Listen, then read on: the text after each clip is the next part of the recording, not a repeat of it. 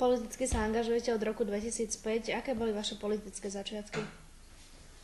Správne politicky sa angažujem od roku 2005. Pred nejakými 10 rokmi by som asi nikomu neuveril, keby mi povedal, že sa budem nejako politicky angažovať. V podstate som si uvedomil, že asi je rozumné sa venovať nejakým politickým veciam vtedy, keď sa mi narodila dcéra. Zistil som, že nie som definitívne spokojný s vecami okolo seba, hlavne s tým, ako sa vyvíjajú. Ako ste sa dostali k práci v Strane zelených? Tak už ako dieťa som chodil na nejaký krúžok ochrany životného prostredia, potom dlho nič, no a práve v súvislosti s tým, čo som spomínal, som si uvedomil, že toto je asi strana, ktorá mi je najviac sympatická, pretože sa nejako nevyhraňuje výrazne doľava, doprava, má svoje ciele, ktoré myslím, že nemôžu byť nesympatické takmer nikomu. Je to ochrana životného prostredia, zdravia obyvateľstva, takže navyše ma oslovil môj dobrý priateľ s ponukou stať sa členom, takže som až tak veľmi neuvažoval. Odkedy ste členom predsedníctva strany? Členom predsedníctva strany som, ak si dobre pamätám, od roku 2006, kedy som bol zvolený na zjazde strany. Máte špeciálnu oblasť, ktorej sa venujete?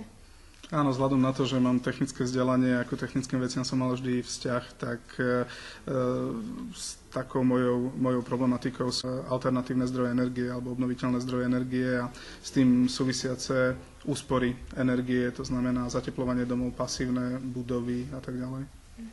Ako vyzerá váš pracovný deň? Bývam v Devinskej Novej Vsi, čo je časť Bratislavy, relatívne vzdialená, musím stávať zhruba o 5:30, idem vyvenčiť psa na miestnú časť Sandberg, kde mám nádherný výhľad.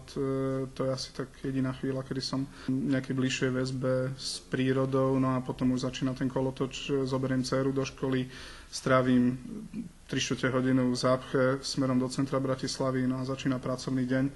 V podstate počas pracovného dňa som najmä na sekretariáte strany, respektíve absolvujem stretnutia s odborníkmi v danej oblasti, s občanmi, nejaké politické rokovanie, pripravujem materiály, tlačové správy, podklady programové a tak ďalej. No a potom vyzdvihnem dceru aj večer. Aké výsledky sa vám podarilo dosiahnuť, odkedy ste v Strane zelených? Myslím, že je trošku ešte predčasné hovoriť o výsledkoch, ale v každom prípade snažím sa pracovať aj na tej komunikačnej zložke v komunikácii strany a dá sa povedať, že od minulého roka, kedy sme sa pohybovali v prieskumoch okolo 1%, momentálne máme okolo 2,7 až 2,9%, čo sa dá vlastne pomenovať ako čiastkový úspech. No a snažím sa nakopnúť pracovnú skupinu, ktorá sa venuje práve problematike týchto alternatívnych zdrojov energie. Podarilo sa mi nakontaktovať ľudí, ktorí sú odborníkmi v danej oblasti alebo sú aktivistami v danej oblasti a postupne vypracovávame tú programovú zložku nášho programu strany, ktorá sa bude venovať problematike OZE a týchto úspor. A čo sa týka nejakých lokálnych záležitostí, tak práve v tej Devinskej Novej Vsi máme dosť dôležitý lokálny problém, to je skládka gudrónov.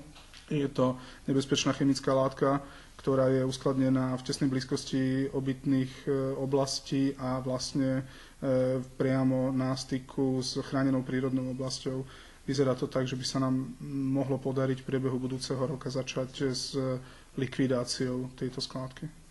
Máte nejaký profesionálny cieľ? Tie profesionálne ciele sú momentálne skromné. Bol by som rád, že sa strana zviditeľňuje, čím ďalej tým viac.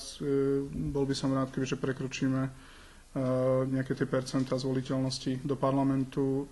Určite, ak by sa mi podarilo dostať sa do parlamentu, tak budem obhajovať vlastne záujmy strany v tejto súvislosti ochrana životného prostredia a alternatívne zdroje energie.